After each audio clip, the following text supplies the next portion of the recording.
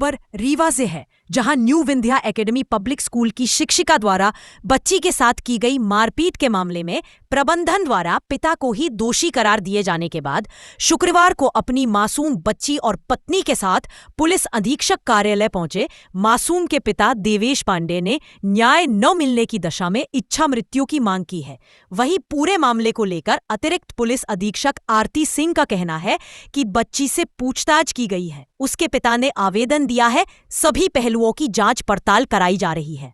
जांच उपरांत जो भी तथ्य निकलकर सामने आएंगे, उस आधार पर दोषियों के विरुद्ध सख्त कार्रवाई की जाएगी। अधिकारियों ने आश्वासन दिया है कि इस पर हम जांच करेंगे, कार्रवाई करेंगे। पहले तो उन्होंने माना ही नहीं कि मतलब ऐसा हुआ है। फिर हमारा आवेदन जब पहुंचा और वो देखे तो बोले कि ऐसा 15-20 झापड़ मारेंगे तो वो तो बच्ची उठ ही नहीं पाएगी। तो हमने कहा मैडम जो हुआ है तो वो तो हुआ है ना। और फिर उसके बाद हम लोग को बाहर करके बच्ची से अकेले में भी पूछताछ की उन्होंने। तो बच्ची ने बताया कि हमारे साथ ऐसी ऐसी घटना हुई है और हो गया। उसके बाद बुलाया अंदर उन्होंने। पहले तो बोल रही थी मैडम कि कोई इतनी बड़ी घटना नहीं है और आप देख लीजिए, बात कर लीजिए। हमने कहा बात कुछ भी नहीं करना है, अपने को कार्रवाई चाहिए मैडम, और अगर कुछ हो जाता तब फिर बात बड़ी होती। तो उन्होंने आश्वासन दिया है कि इनके ऊपर कड़ी से कड़ी कार्रवाई की जाएगी, दोनों पक्षों को बुलाया जाएगा और हम इसमें जांच करवाएंगे और कड़ी से कड़ी कार्रवाई की जाएगी। उन्होंने ये आश्वासन दिया है और यही हमसे बात हुई है। अभी कल स्कूल संचालक ने एक प्रेस कॉन्फ्रेंस की थी, उसमें उन्होंने ये दावा किया कि जो बच्ची के साथ मारपीट हुई है वो स्कूल में नहीं हुई है, बल्कि उसके पिता ने खुद उसके घर में मारा।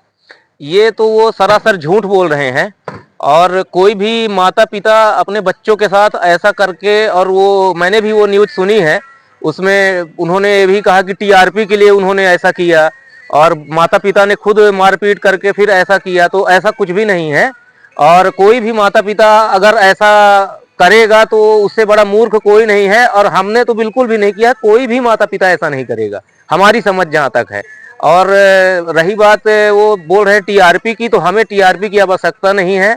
हमें एक आम नागरिक हैं, अपनी रोजी रोटी चला रहे हैं किसी तरह से, हमें कोई भी टीआरपी की जरूरत नहीं है। अब वो अपने स्कूल के क्लासरूम के अंदर का दें। आपको क्या लगता है कि स्कूल संचालक ने जो अपनी लोकप्रियता हासिल की है वो इसी तरीके से हासिल की है? हो सकता है भाई उन्होंने किया हो अपने बच्चों के साथ, तो वही भाई जो जैसा करता है वही तो दूसरे को सोचता है कि वो भी ऐसा होगा।